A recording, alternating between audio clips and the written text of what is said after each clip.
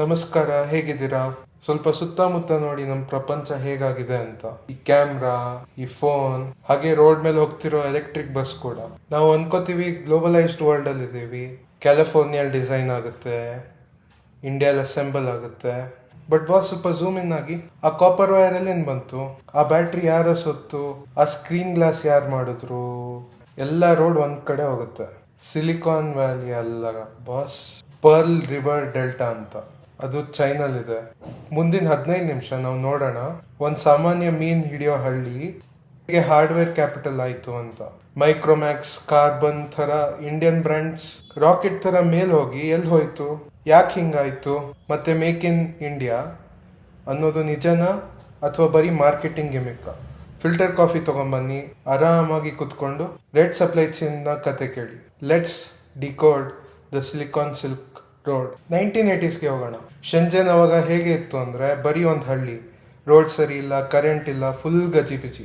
But Chinese government ಒಂದು circle ಹಾಕಿ ಹೇಳಿದ್ರು, ಇದು ಸ್ಪೆಷಲ್ ಎಕನಾಮಿಕ್ ಝೋನ್. ಅಂದರೆ ಇಲ್ಲಿ ಯಾರು ನಿಮ್ಮನ್ನ ಕೇಳಲ್ಲ, ರೂಲ್ಸ್ ಇಲ್ಲ, ಜಸ್ಟ್ ಬಿಲ್ಡ್ ಮಾಡಿ. ನೆನಪಿದೆಯಾ ಅರ್ಲಿ 2000s ನಮ್ಮ SP ರೋಡ್ ಅಥವಾ ನ್ಯಾಷನಲ್ ಮಾರ್ಕೆಟ್ಗೆ ಹೋದರೆ ಫೆರಾರಿ ಕಾರ್ ಥರ ಕಾಣಿಸೋ ಫೋನ್, ಸಿಗರೆಟ್ ಲೈಟರ್ ಥರ ಇರೋ ಫೋನ್ ಎಲ್ಲ ಸಿಕ್ತಿತ್ತು. ಇದನ್ನು ಅವರು ಶಾನ್ಜಾಯ್ ಅಂದರು, ಅಂದರೆ ಬ್ಯಾಂಡಿಟ್ ಸ್ಟ್ರಾಂಗ್ ಹೋಲ್ಡ್, ಅಂದರೆ ಕಳ್ಳರ ಕೋಟೆ ಅಂತ. ಈ ಬ್ಯಾಂಡಿಟ್ಸ್ಗೆ ಕಾಪಿರೈಟ್ ಬೇಡ, ಪೇಟೆಂಟ್ ಬೇಡ. ಇಮ್ಯಾಜಿನ್ ಮಾಡಿ, ಬೆಂಗಳೂರಿನಲ್ಲಿ 10,000 ಇಂಜಿನಿಯರ್ಸ್ ಇನ್ಫೋಸಿಸ್ ಬಿಟ್ಟು, ವಿಪ್ರೋ ಬಿಟ್ಟು ಅವರ ಗರಾಜ್ನಲ್ಲಿ ಡೂಪ್ಲಿಕೇಟ್ ಟೆಸ್ಲಾ ಮಾಡೋಕ್ಕೆ ಸ್ಟಾರ್ಟ್ ಮಾಡಿದ್ರೆ ಹೇಗಿರುತ್ತೆ? ಫುಲ್ ಖಿಯಾಸ್ ಅಲ್ವಾ? ಅದೇ ಥರ ಶೆಂಜನ್ನಲ್ಲಿ ಮಾಡಿದ್ರು. ಈ ಮಾರ್ಕೆಟ್ ನೋಡಿ, ಹಾಕಿಂಗ್ ಬೇ.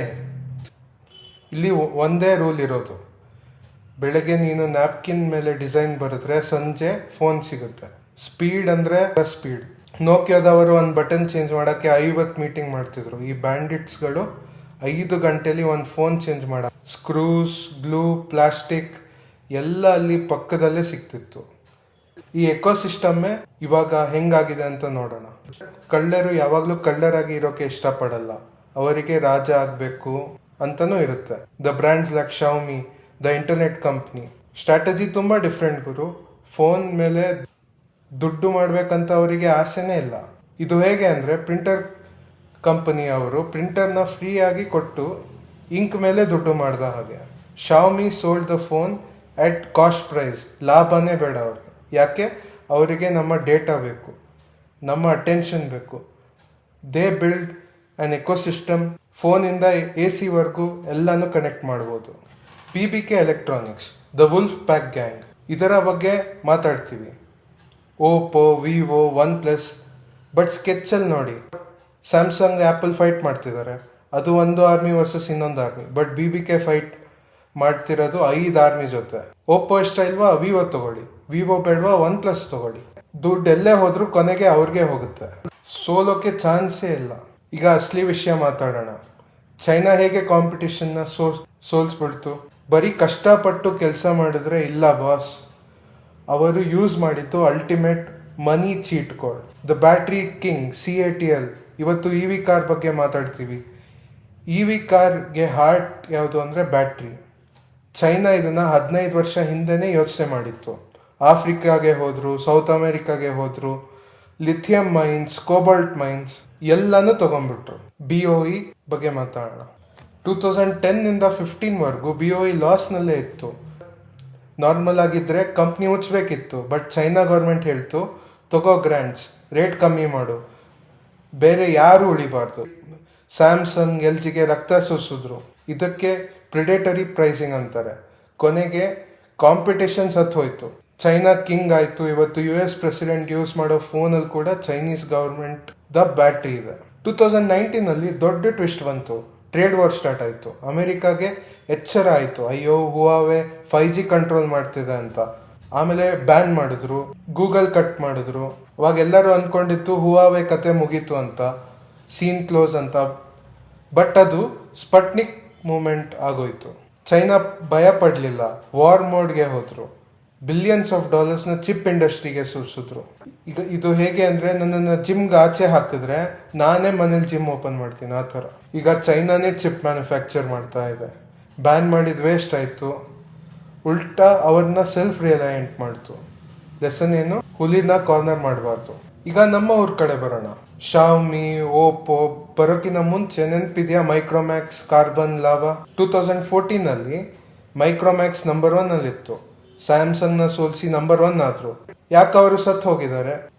ಏನಂದ್ರೆ ಅದು ಲೇಬಲ್ ರಾಜ ಪ್ರಾಬ್ಲಮ್. ಸತ್ಯವಾಗಿ ಹೇಳಬೇಕು ಅಂದ್ರೆ ಮೈಕ್ರೋಮ್ಯಾಕ್ಸ್ ಫೋನ್ ಇಂಡಿಯಾದಲ್ಲಿ ಮಾಡಲಿಲ್ಲ, ಅವರು ಲೇಬಲ್ ರಾಜಸ್ ಆದ್ರು. ಚೈನಾಗೆ ಹೋಗೋದು, ರೆಡಿ ಇರೋ ಫೋನ್ ತಗೊಂಡು ಬಂದು ಮೈಕ್ರೋಮ್ಯಾಕ್ಸ್ದು ಸ್ಟಿಕ್ಕರ್ ಅಂಟಿಸೋರು. R&D ಇಲ್ಲ, ಫ್ಯಾಕ್ಟ್ರಿ ಇಲ್ಲ, ಇನೋವೇಷನ್ ಇಲ್ಲ.